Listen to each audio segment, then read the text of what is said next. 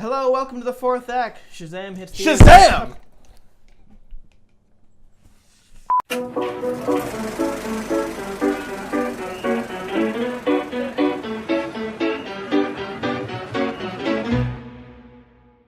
Hello and welcome to the fourth act. My name is Phil. And I'm Alex. And we have a spoiler-free review for you for the brand new DCEU movie Shazam, hitting theaters April 5th. What'd you think of the movie, Alex? I like the movie. I loved the movie. So he's like up here. And of course, we disagree about how much we agree on something. I like the movie. Okay. I really liked it. It was very enjoyable. But we'll save the agree or disagree segment for once the movie's released and you've had a chance to go see it. That'll be up on our channel very quickly after the movie. We'll get there. But let's just kick things off. Zachary Levi.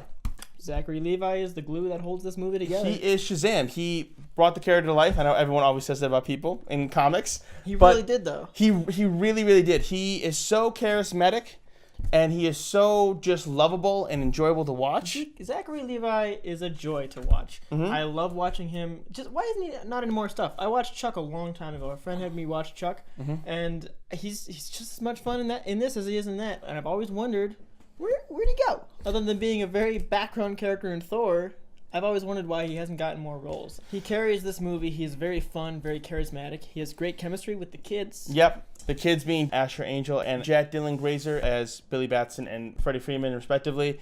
It's just really fun watching him play that inner 14-year-old character. It's a weird dynamic because, Asher Angel plays Billy Batson and then Zachary Levi plays Shazam, who he turns into.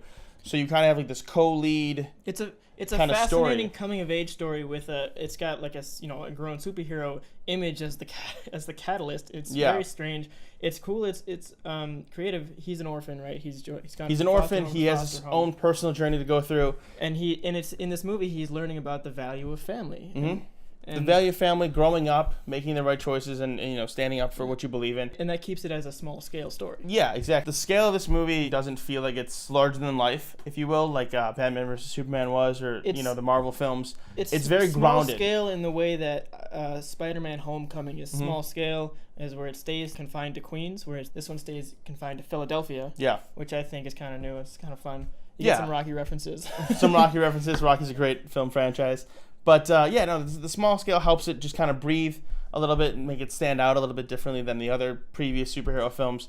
And there's great dialogue in the film. There's so much snappy dialogue between, the two kids and then Freddie Freeman co-sharing the screen with Zachary Levi. There's that great dynamic where, it's two kids, but, it's an adult technically and it's a kid talking to each other, coaching each other, and it's just really, really funny. You can feel DC is starting to get their rhythm. They've added humor into this, and it's a new thing that they're trying out. Yet, having said that, they're not shying away from the fact that this is in the DC universe. Yeah. There's plenty of product placement. There's backpacks. There's shirts. There's a Batarang. There's a Batman toy. Batman, yeah. There's other things that we can't talk about, but it's actually having a lot of fun with it. Yeah. It's very self-aware. It's actually it's completely aware of the shambles that the DCEU. Yeah. I don't know what to call it. DCEU just it is in, and it doesn't care. It's like, you know what?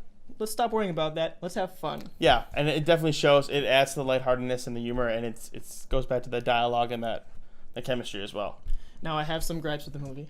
Of course you do. These are nitpicks. The arc, I felt like Shazam's arc was kind of predictable. I feel like within the first 10 minutes of the movie, I knew exactly where he was going. Like, oh, you've been jumping from foster home to foster home. Well, now I know, you can see how it's going to end. Like, this is your last foster home if this is your last chance. Yeah, but there was some different ways that it handled that. There's certainly some steps on the way that you can't predict every step. But I felt like it was kind of a retread. The villain, this is a common symptom of DC movies. They don't have great third acts. A lot of their usually fighting, they don't even have any good first acts. Their villain is one-dimensional. I like Mark Strong. I liked him in Kingsman. I thought he had a really strong beginning in this movie with good motivation, but I think there was like a halfway mark. There was one line that was like, how?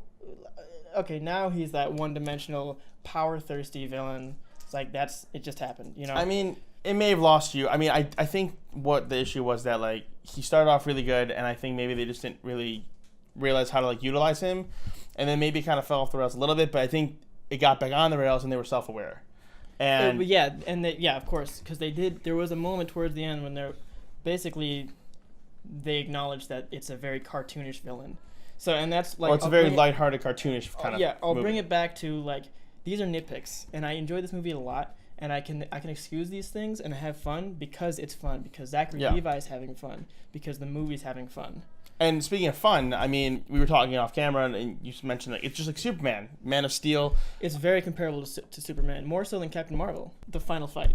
The final fight is very reminiscent of Man of Steel, where it's just pummeling through buildings. This is an issue that DC has a lot, where they, like, a lot of their choreography is just how hard can we punch someone? How far will they go? Yeah, the choreography could maybe be a little bit forgettable or lazy, but again, it's fun. It's fun. And that's what everyone wanted. There's like a twist that, you know, we didn't see coming, and I think that just makes it stand out even more, personally. This was like if Man of Steel had more jokes and was funnier, which is what everyone... Like a flipped 180. That's everyone was asking for when Man of Steel came out. They said, oh, it's too serious. It's too dark. They it's did too manage grimy. to do that, so I like that. Very enjoyable from start to finish. While it's a superhero film on its surface, it's a story about families and the importance of them on its core, and that's what is the overall message. It's a really good, heartfelt story to it, so I think you might like that, and that could be the big takeaway. If you're a fan of comic book movies, you're going to like this movie, obviously, but also, it's a great movie for families. Bring your kids to this movie. It's great for them. So that will do it for us. That is a Shazam spoiler-free review. We will have a Shazam Agree or Disagree coming up once the film's released. Maybe a bonus video down the road about Shazam, because we love Shazam so much. And leave a comment. How excited are you for Shazam? Like, subscribe. Do it. Don't.